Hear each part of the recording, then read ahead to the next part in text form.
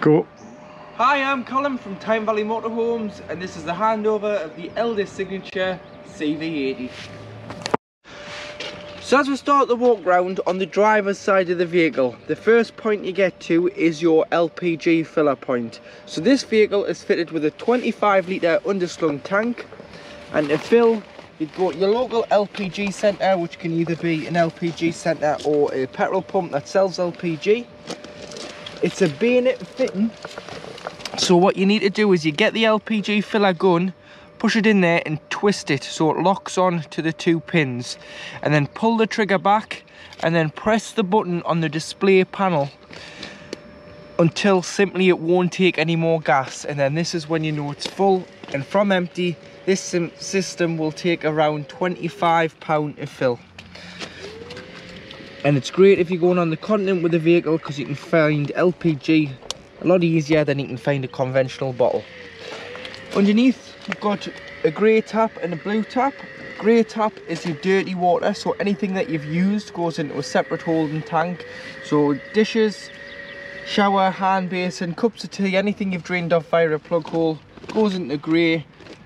What you do on the way out of your site, pull over the grey water disposal point and open the tap.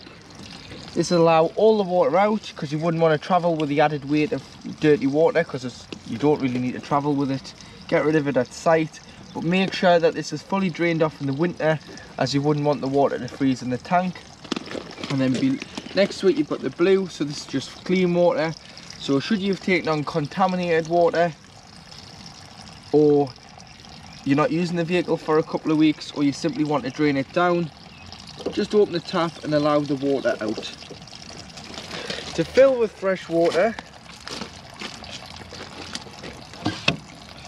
you pop your hose pipe in there and fill until it overflows, or until you're happy you've got enough water on board. But you will need a hose pipe connection, because mainly it's just a brass tap on site. So get yourself a hose pipe, screw on end and the hose lock end, and put the flat end into the motorhome.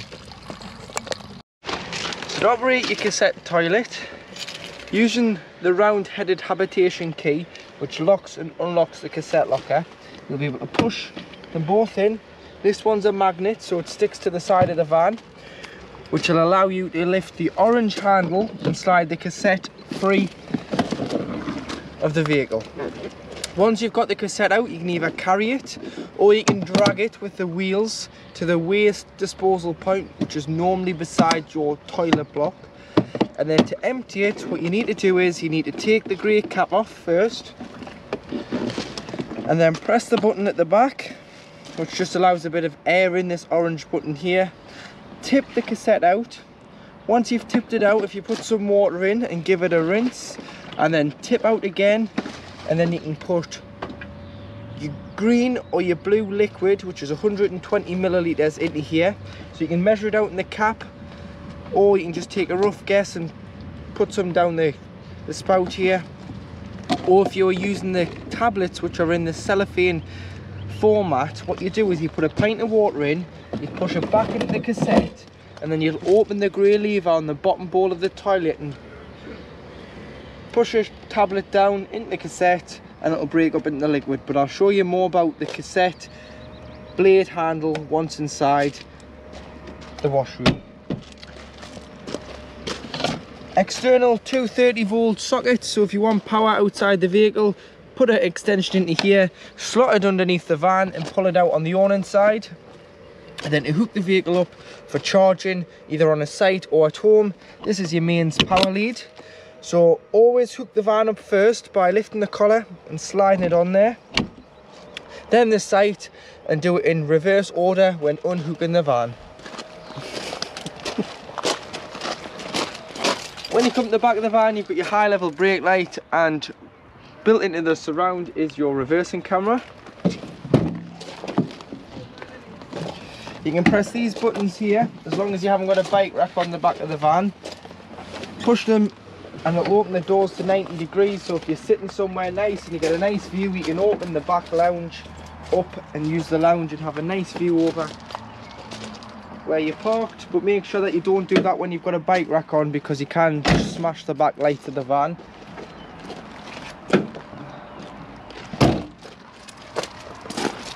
And then as we come on to the passenger side, on the sliding door,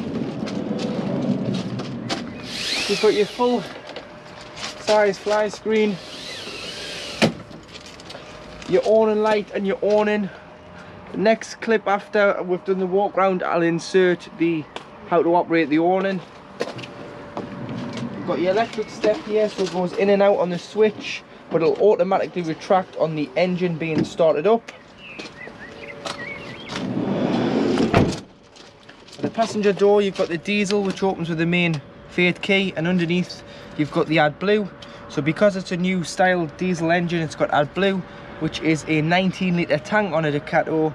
It'll come up on the dash when it needs it, and you can view your level on the dash at all times, how much AdBlue you've got on board. It'll do 5,500 mile on AdBlue.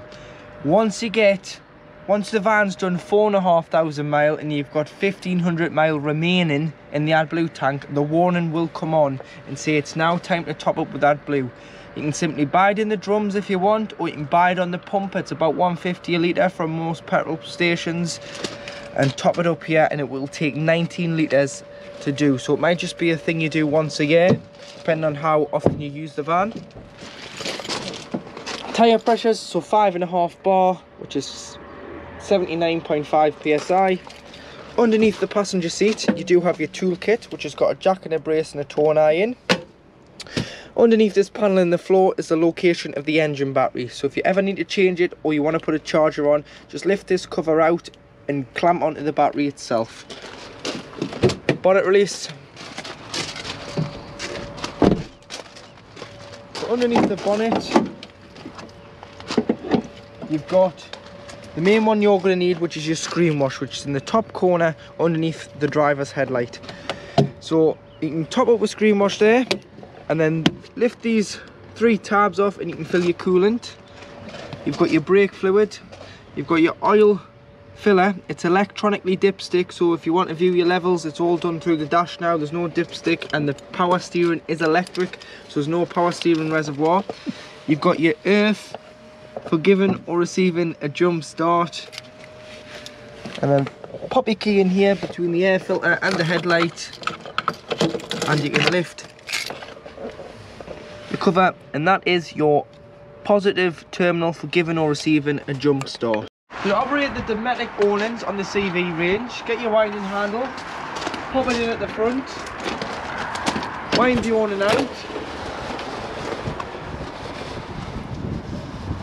We want to wind it out until we can reach inside of the inner canopy, which is here. So keep going to about there. And then to get your legs out, push here, fold it down, lift the plastic tab up and pull the plastic tab out. So push the leg up, you want that to come out.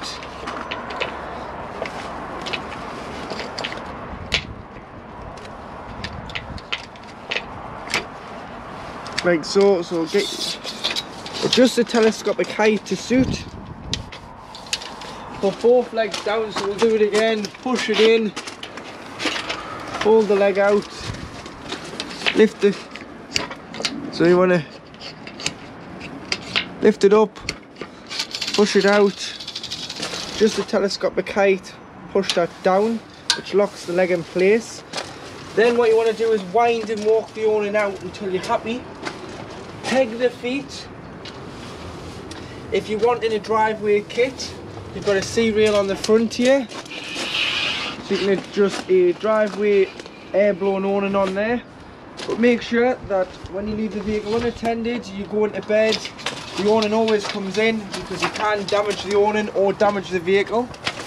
And to fold your leg like so, just put them back away.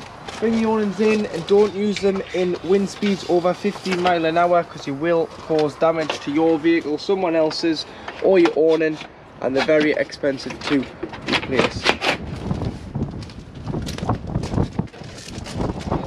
Wind it back in.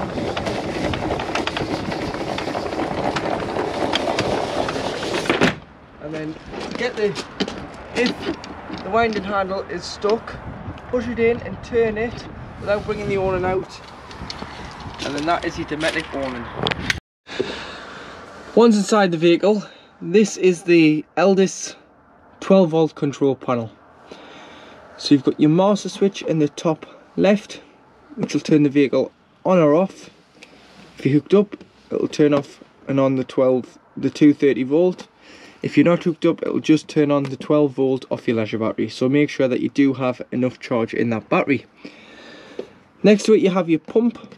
So making sure that you've got enough water on, you can turn your pump on. And that'll pressurise your taps, toilet and shower. If you don't have that on, you'll just get whatever's left in the lines and it'll just fade out. Master switch for your lights, which is this one here, and then they all are individually switched around the vehicle. And then you've got your awning light, which is the one on the bottom right, which is the light on the outside of the van. Leisure battery reading, which is this one here. Take the hook out to get a true reading of the battery, and then you do have your fresh water reading there. So we've probably got about 30 litres of water in there. It shows there. Entrance light on the main control panel. So to work your heating and hot water, you've got two dials. So you've got your hot water and your heating. So all you need to do is the touch sensitive. So just wave your hand in front of them and it'll activate the motion. So starting off, you do have your frost protection mode, which is approximately 5 degrees. So if you don't want your hot water on, but you don't want the water to freeze, if you're away and it's going to drop below freezing overnight, just pop it on frost protection mode and that'll keep it above freezing at around 5 degrees. Press the plus and you can go to your next setting, which is 40 degrees if heating your water, and then press again and you've got 60 degrees. So depending on how hot your water, you can adjust it between 40 and 60 degrees. Bottom two is your source, so press, this is your gas. This is now your gas on standby on blue. Give it a couple of minutes and that'll go to orange, and that means it's pulled the gas through and it's firing on gas. But you'd use gas to heat your water if you were in desperate need of water or if you were wild camping. Because if you've paid your site fees, then why waste your gas? So, which you'd use your electric. So you've got 3 little dots above it. So one dot is 750 watts of electric. 2 dots is 1800 watts of electric. And then 3 dots is 3 kilowatts of electric. So depending on how much this site gives you in ampage through your hookah bleed will determine whether you use 1, 2 or 3 kilowatts. But normally on most sites you can get away with using 2. You'd have to be on a real super pitch to use 3 kilowatts because you may trip your vehicle or the site. As you can tell, they're both active now because they've gone to orange. So the gas is working and the electric's working. You can use gas and electric together if you're away in the winter and you're in desperate need of either heating or hot water. But you would turn the gas off if you're on a site because you wouldn't want to waste your gas. Because you've paid their site fees, you want to use their electric. This is the heating. So again, you've got frost protection mode, so that'll keep the van above 5 degrees. And then you've got a one of a moon, which is nighttime mode, which keeps the interior temperature of the vehicle at approximately 16 degrees. Then you can adjust it. So there's about 20 degrees and right the way around is 30 degrees max. Gas on standby, give it a minute, that'll go to orange and it'll mean that it's heating the vehicle on gas. Or you can use electric, so press and hold, it'll go through one dot being 750 watts, 2 dots being 1800 watts, and 3 dots being 3 kilowatts of electric to heat the vehicle. You've got 2 reset buttons here, so if it locks out, you'll get a red exclamation mark down the side, which just means it's failed. Press and hold these buttons here on whichever one that's failed, and it will reset the system. Sorted? Gas level indicator, which is only on the CV range as they're fitted with a 25 litre underslung tank. So you just turn it on, it's showing green, means it's full. Once it shows red, it's time to refill your 25 litre gas tank by visiting your LPG station and filling it up. To operate the Thetford 12 volt compressor fridge, turn on and off here by just pressing and holding. So that's off, that's on. You can go up and down for the temperature, 5 being the coolest. So if you are pre-chilling the van before you put or pre-chilling the fridge even before you put the shopping in, put it on full. Once you pop your shopping in, drop it down. So just press and hold, drop it down, just so it doesn't freeze your fridge. And then you do have nighttime mode, which is this blue moon here, which you can turn.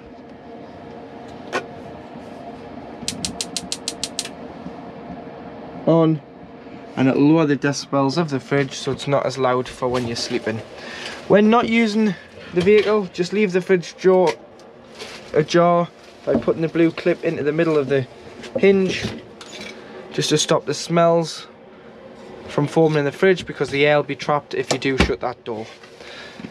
Freezer box, 2 drawers, and then 2 bins on your door for your bottles. In the kitchen area, you've got 2 gas rings,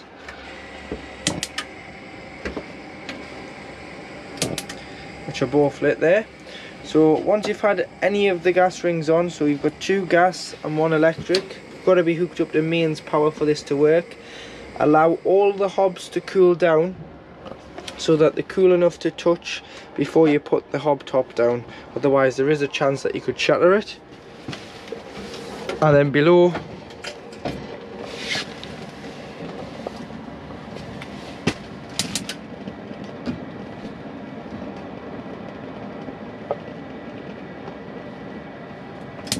you've got your grill. Top tip, just hold it in a little bit longer till the thermocouple gets warm before releasing, and then it'll stay lit. And then below that, you've got your oven. You may want to take your oven shelf and grill pan out when travelling, or wrap them up, as they can cause a little bit of noise when on the road. Storage drawer underneath the oven. Storage here. Storage drawers, so you've got 4 drawers down the side, remembering to press the catch in to close the door before you travel, with another 230 volt socket here, light switch, plate rack, plug for the microwave should you ever need to isolate it, and this is an 800 watt Russell Hobbs main power microwave, so again be hooked up for that to work. Right underneath the oven, you do have your whale boiler. So it is a underslung boiler, but it's very important that in the winter, when we're suffering from colder weather, that the vehicle is drained down, because you wouldn't want the water to freeze in the boiler overnight with the water being in, unless you've got it in use and you're using it.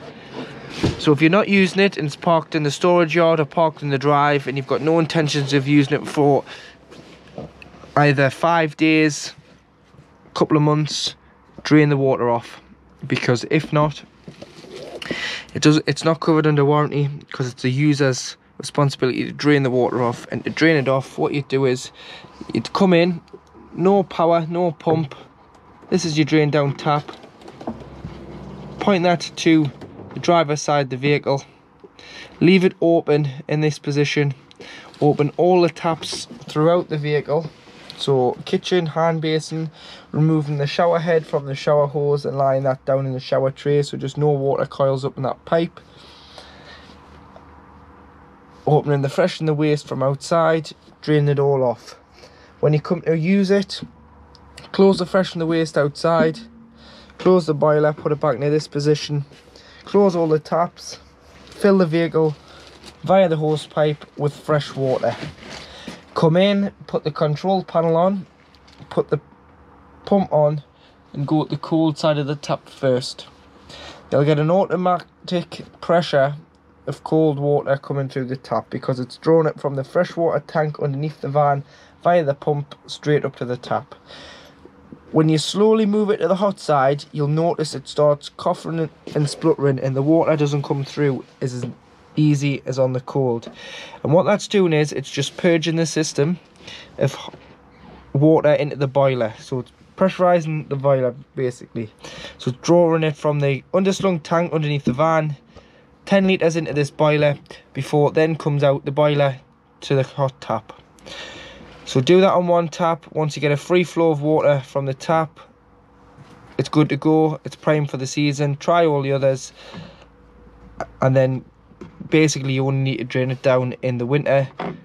In the summer you can leave the water in it as much as you want because we don't get colder weather. But remember, drain it down because if not it's a costly mistake to make and it's not covered under warranty. So now in the washroom, which is a combined toilet shower cubicle, you've got your shower head that comes out of your sink, and then you can clip it up there and have a shower, and there's a curtain that goes on the track, or you can just use it as your hand basin tap by sliding the pipe back behind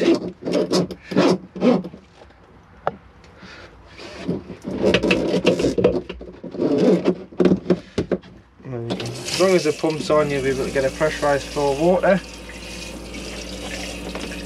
And that is your warm water heating up there.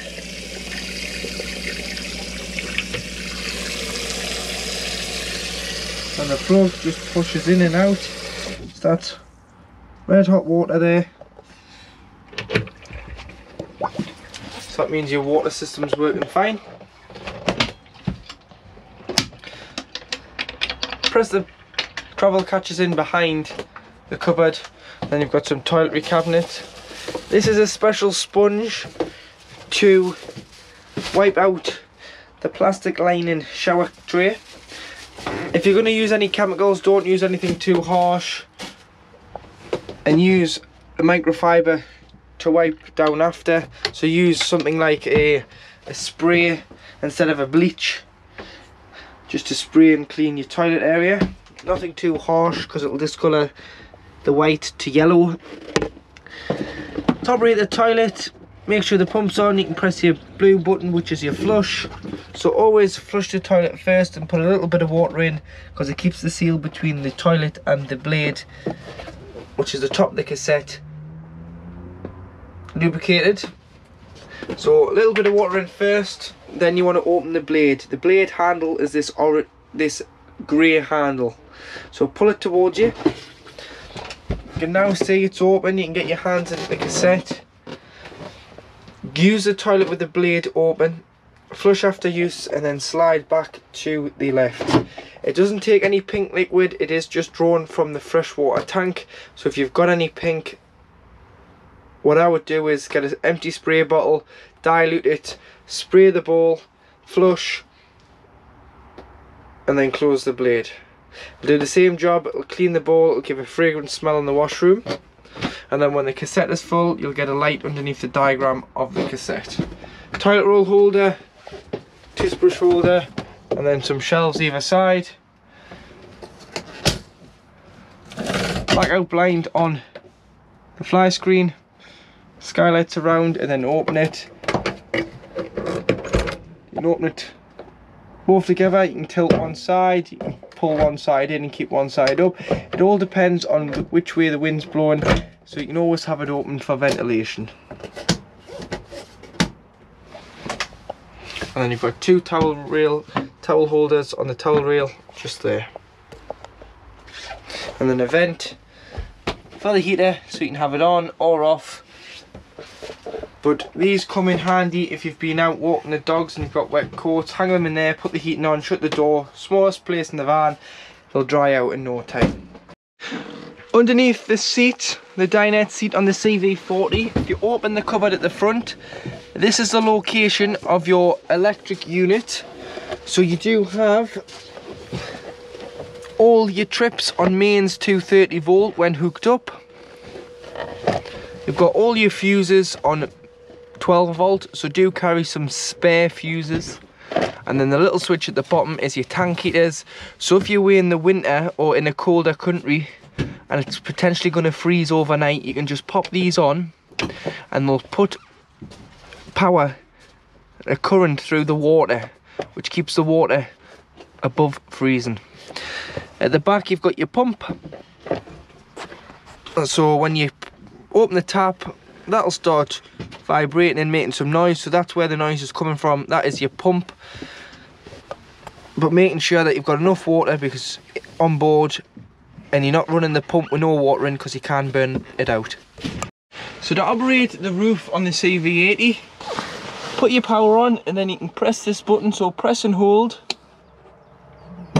and you'll hear it click as the motor engages and disconnects the roof. So then you can now push the roof, but you might want to use your pole to pop it on there and just push the roof up. That's the roof up, and then you can pop your ladder on. Your ladder folds in two.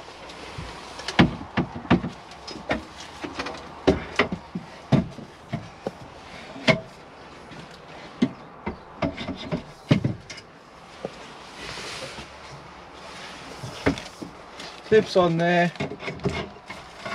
by turning these buckles on there, and then you can climb up and down. Never take the table off. But you do have to take the table off as well. So to take the table off, you just lift it 90 degrees, fold the leg, stand that in the cab out the way, and then you can get up and down into the bed. And then when you put your roof down, you would take the ladder off, fold it back in two, get rid of it, pull your straps, pull your roof down, but you want to make sure that the canvas is coming in. Take your pillows out the top, just leave your duvet in, pull it in, so far.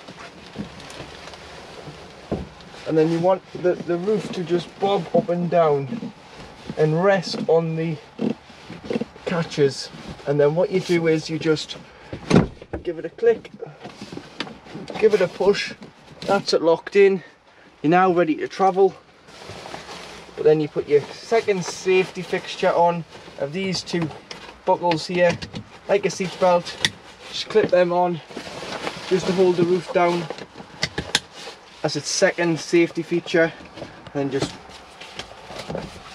pop your straps in there, and that is your roof on your CV80.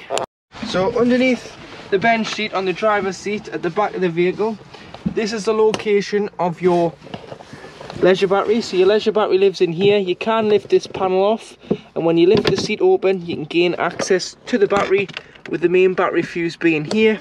So that's your one leisure battery. And then to make the bed, what you need to do is lift and slide the lats out, like so. And then your back rests just go into the middle here. You get rid of your top decorative bits, being your head restraints on the back. And then what you'll do is you'll need to give them a good push down. You could turn your base cushions upside down as well, so you're all sleeping on the backs of the cushions, which is the flatter side. Then remove these, pop them in the cab, pop them underneath the seat, as you don't need them to make the bed. So to operate the MaxView Roma system, there's an antenna on the roof that gets 10 times your phone signal. So if you think of your phone, if you're struggling to pick up a signal, this is going to pick up that signal, because it's going to pick up the stronger signal, because it's got the antenna on the roof and it'll amplify it 10 times what your phone, because your phone only has a little mass in to receive 4G and 3G signals. This picks up 3G and 4G signals stronger because it's got the antenna in the vehicle and it's got an antenna on the roof. So you can pop a SIM card in the side and then connect your device to it. So once it's turned on, you want to go into your settings and you want to find, and that's the device name, so RUT 240_7800, and you want to connect to that. The code to connect it is on the back of the router, so push up on the wall mounted bracket, it'll release the modem, and then you've got the pin on the back there on the bottom line. And then you can also use this for hotspots, so you can, if the site, so wherever you're located, if there's a cafe nearby that's got Wi-Fi, you can connect to their Wi-Fi through the Roma MaxView system, and then you can boost it into your vehicle so you get a stronger signal inside for your devices. Or if you're on a site and they've got Wi-Fi but the site block where the Wi-Fi is a little further than your motorhome, you can connect to their site Wi-Fi, boost it with the amplifier and the aerial on top of the vehicle, and then connect your phones to it. So you can connect up to 50 devices to this, I believe. Or if you want to use the vehicle if you're working from home and you're using it as an office, you can connect 2 Ethernet cables into the side, into your laptops, into your computers, and you can use it that way as well. But for the SIM card, you'll need to ask for a data only SIM card if you're going to use it for a data only SIM card, and then you're not using the data off your phone. Or if you're just hotspotting, you don't really need a SIM card. So in the cab, which is based on a Series 8 Fiat Ducato, which is the latest model out onto the market on the Ducato, you've got your handbrake down between the driver's seat and the door on the right of the driver, and then you've got driver and passenger electric windows, followed by electric mirror adjustment. So you've got 2 mirrors you can adjust on each side, the bottom one being the blind spot, the big one being your main mirror. So you can adjust that electronically via joystick on the front of the driver's door card. Headlight adjustment, rear fog lights, and then you can turn off your stop start if you don't want it on, but that'll only work should the battery have sufficient charge in it. Wipers, so you can push up for one wipe, and then you've got to adjust this for the end of the stalk for your frequency of the wipers. So up once for one wipe, end of the stalk for constant wiping of the windscreen when it's raining. Indicators and lights, and obviously your high beam flash. Automatic lights, just leave them on automatic, they'll come on with the sensor when it detects it's dark, which is up here. Cruise control, turning it on and off here, and then you can set it once you get your desired speed up and down.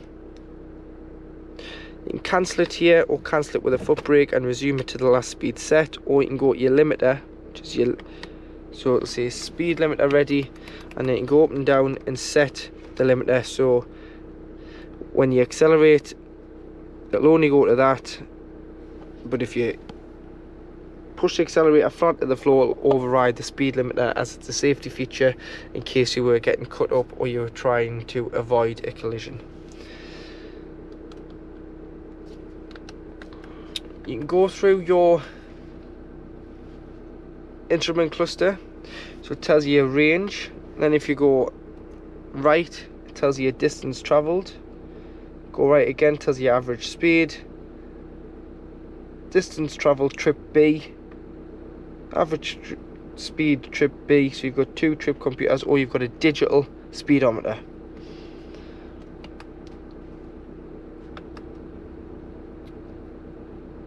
Oil level, oil temperature, oil life, battery voltage, AdBlue level, 100% of AdBlue on board, service, no alert, so it's not telling you to top AdBlue up, it's not telling you that your engine oil's low, it's not telling you that any doors are open. Vehicle setup, and then you've got your speedometer again. Fuel's on the bottom here of the speedo, and temperature is on the bottom of the rev count. You've got 2 buttons behind the steering wheel on both sides. So you've got this one here which does your skip, so it scrolls through your audio, your radio stations, your media, and then you've got your volume this side. On there, 6-speed manual gearbox with lifter collar into reverse.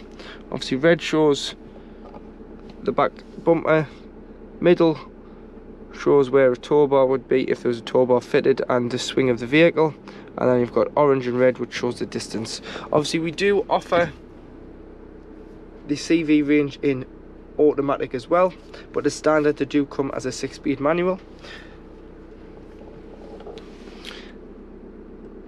Traction control on and off, locks the doors including the back doors as it's a van conversion, on and off for the head unit and the volume, and your heated mirrors, and then your fog lights, and then your hazard lights, sorry, on there.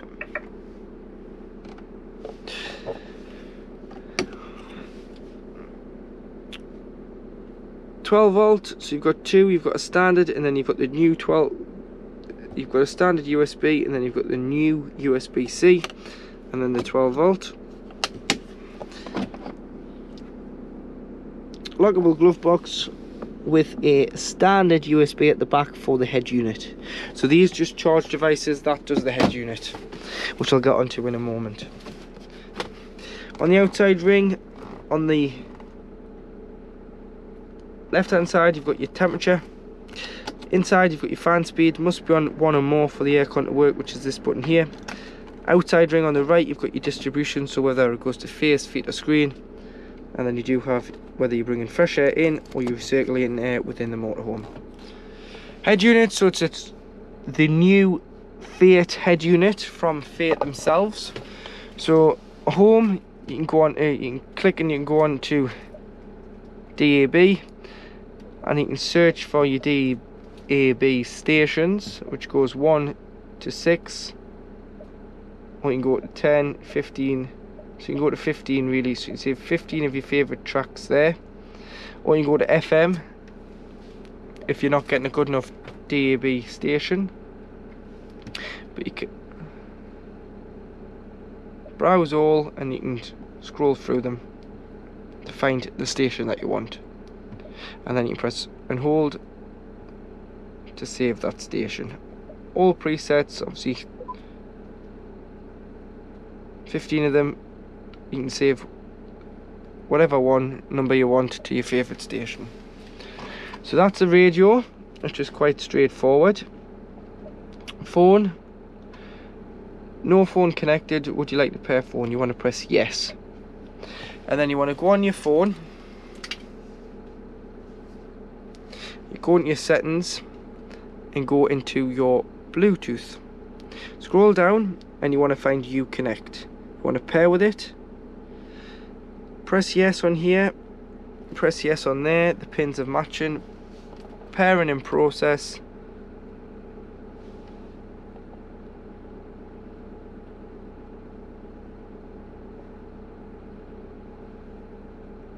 ask you if you want to allow your contacts to be saved. Just press allow. Whoever rings you'll come up with a name if they're saved instead of just a number.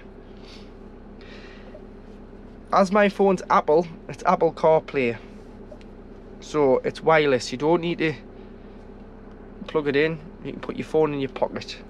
As soon as you get in the vehicle, it goes on to Apple Carplay. So here you can see it uses Apple Maps. You've got your music in the bottom corner. You can click onto your phone, click onto your music, you can click onto your maps, so you can use the iPhone maps and on the vehicle. So it then includes a sat nav. You've got your messages, you've got Uconnect, so it goes back to the standard software of the radio, so you can change the radio station if you want the radio on instead of your music on Apple Music, Spotify. You've got your settings, so if you go back there, you can then go into the bottom one, which is the vehicle. You can select all the vehicle settings in here and go back to home.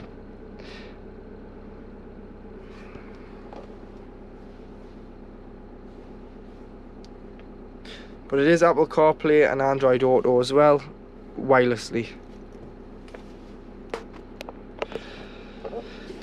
Glove box. Top box, which is heated and cooled by the air conditioning. And then to pull this up, a lot of people struggle with this. Hand in the middle, don't be afraid, give it a good pull. Clip on the side, opens the jaws. You can then pop your phone in, lock it into place. That's not going anywhere. It's locked in for your phone or a sat nav. And then finally, to black the cab out, it is fitted with Remus cab blinds. So pinch the door blinds and slide down. That's for the driver and passenger door. Pinch.